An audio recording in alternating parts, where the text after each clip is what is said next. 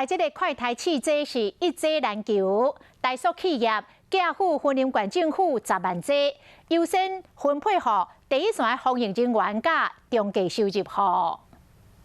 本土疫情愈来愈严重，需要快筛的人愈来愈多。虽然中央有推出性命剂来买，不过一个人一个月敢会使买5支，市面上其他汽车又阁伤贵。即马有企业捐出10万支的汽车。快筛剂目前可以说是增加很多乡亲的负担哦，那也增加大家的压力，尤其是低收入户及中低收入户。大数表示讲，因为部分的汽车已经予国家定用即摆要寄付予婚姻县政府的10万支的汽车，会分配送到位。